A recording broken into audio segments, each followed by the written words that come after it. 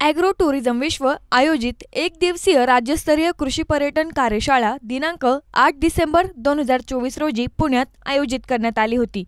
कृषी पर्यटन कार्यशाळेमध्ये विदर्भ, कोकण, पश्चिम महाराष्ट्र, मराठवाडा या विभागातून शेतकरी आणि कृषी पर्यटन क्षेत्रात काम करू इच्छिणाऱ्यांनी सहभाग घेतला होता।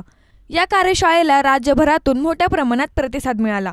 पर्यावरण अभ्यासक बसवंत विठाबाई बाबाराव, अंजनवेल कृषी पर्यटन केंद्र प्रमुख राहुल जगताप, सनदी लेखापाल अमोल वायभट, द फार्माचे रितेश पोपळघट, माध्यम तज्ज्ञ आसिम त्रिभुवन आणि ॲग्रो टुरिझम विश्वचे संस्थापक गणेश चप्पलवार आदी मान्यवरांनी मार्गदर्शन केलं।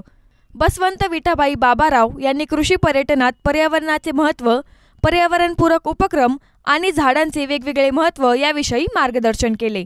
यासोबतच कृषी पर्यटन संकल्पना, सुरुवात, व्याप्ती, विचार आणि नोंदणी तसेच कृषी पर्यटन एक उद्योग म्हणून व्यावसायिक दृष्टीने कसे पाहिले पाहिजे, आपला व्यवसाय वाढवण्यासाठी पुढे काय आणि नवीन काय हे तत्त्व पाळले पाहिजे असं गणेश चप्पलवार यांनी सांगितलं।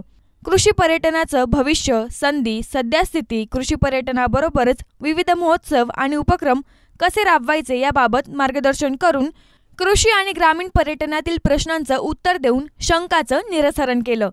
कृषी पर्यटनाला मध्यभागी ठेवून अनेक व्यवसाय आणि पर्यटनाचे इतर प्रकार करू शकतो। कृषी पर्यटनाची गरज शेतकऱ्यांना आणि पर्यटकांना आहे। शहरातील पैसा ग्रामीण भागात कृषी पर्यटनाच्या माध्यमातून कसा आणू शकतो, कृषी पर्यटन व्यवसायात रोजगाराची संधी मोठ्या प्रमाणात कशा उपलब्ध होऊ शकतात याविषयी सुद्धा मान्यवरांनी मार्गदर्शन केलं आहे।